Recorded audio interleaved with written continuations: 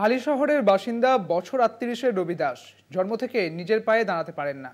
হাত দিয়ে cycle van চালিয়ে হালিশহর থেকে ব্রিগেড ময়দানে এসে উপস্থিত হয়েছেন। আগামী ৭ই জানুয়ারি যৌবনের ডাকে জনগণের ব্রিগেডে ইনসাফ যাত্রার পর ডিওয়াইএফআই এর ডাকে ব্রিগেড সমাবেশের ৬ দিন আগেই হাজির ব্রিগেডের ময়দানে।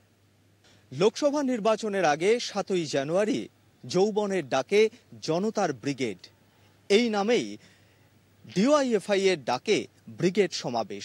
আর সেই ব্রিগেড সমাবেশের প্রস্তুতি ইতিমধ্যেই শুরু হয়েছে।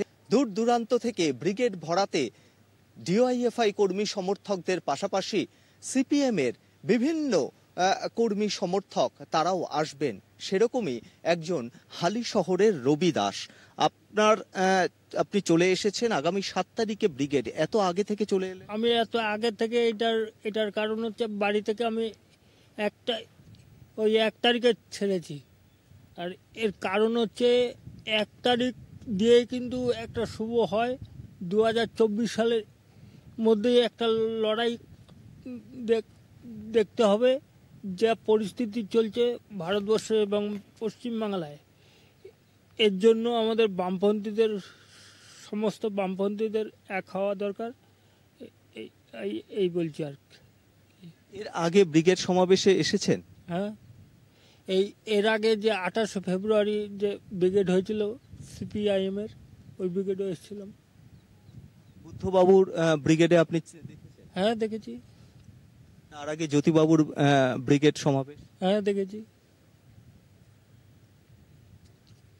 কি মনে হচ্ছে এখন যেভাবে সংগঠন রয়েছে এবং আমরা দেখেছি যে এর আগে বিধানসভাতে কোনো আসন পায়নি সিপিএম, লোকসভাতে পায়নি, কি ঘুরে দাঁড়াতে পারবে? দেখো, ওইটা হচ্ছে মমতা ব্যানার্জির, ওইটা হচ্ছে ছুরি ঘোরানোর গল্পের মতো, ঠিক আছে?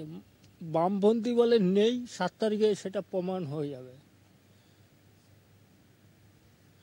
বামপন্থী ছাড়া আমি কিচ্ছু বুঝি না। আমি কেন, সারা পশ্চিমবাংলা বুঝবে না, সারা ভারতবর্ষ বুঝবে না।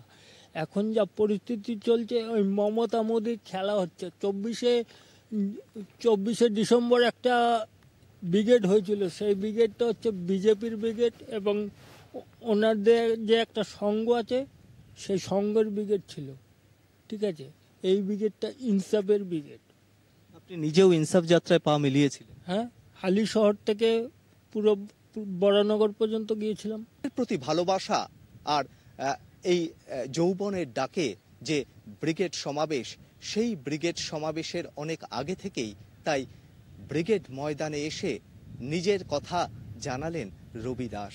আর জানাচ্ছেন আগামী ২০২৪-এর লোকসভা নির্বাচনে ঘুরে দাঁড়ানোর এক অঙ্গীকারের কথা, এক স্বপ্নের কথা, যে স্বপ্ন দেখছে যৌবনের ডাকে জনতার ব্রিগেড।